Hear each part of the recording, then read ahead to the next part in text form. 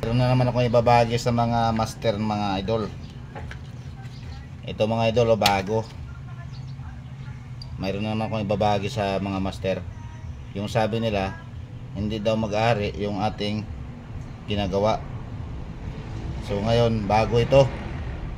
Ayan. Wala tayong ano yan yan bago yan So ikakabit natin dito sa sigunyal.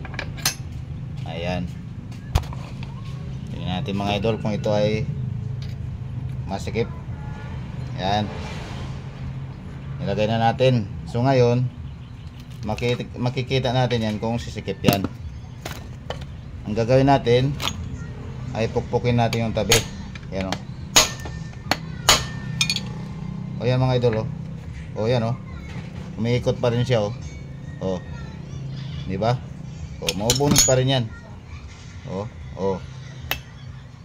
Yan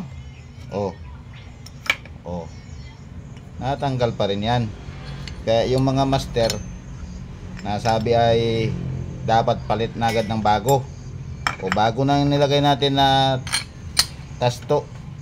Ayan nalagay natin yan so pitpitin pa natin yung loob niyan para ito naman ay isi-share ko lang naman sa inyo para kayo matuto rin. Pares tayo matututo. Ayan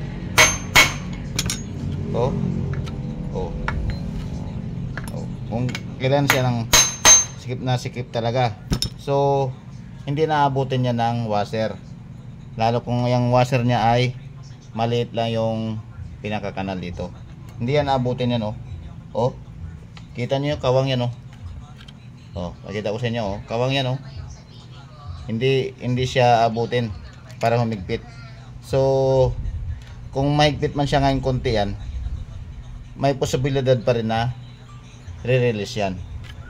So ang gagawin natin dyan, kung ayaw nyong maniwala sa sinasabi ko, ayan, so wag na yung gawin. Dahil ito, gagawin ko talaga ito dahil siyempre naawa ako sa aking customer na siyempre malayo pang kayo ng pinanggalingan. So tayo ay gagawin natin yung tama.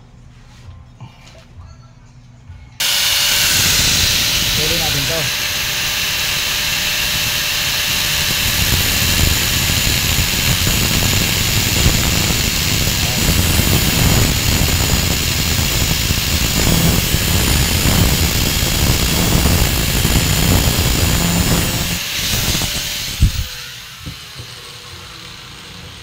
Hati na yan mga idol, yan.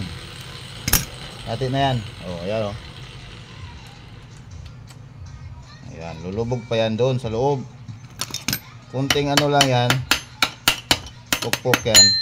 Sikip na agad yan kita nyo yung ating ginawa kainap, talagang pinunsun pa natin ng yan dalawang sigunyal diba? Dalawang sigunyal dalaw. So yan, kung ayaw nyo maniwala, so wag na nyo gawin. So yun lang mga idol, thanks for watching.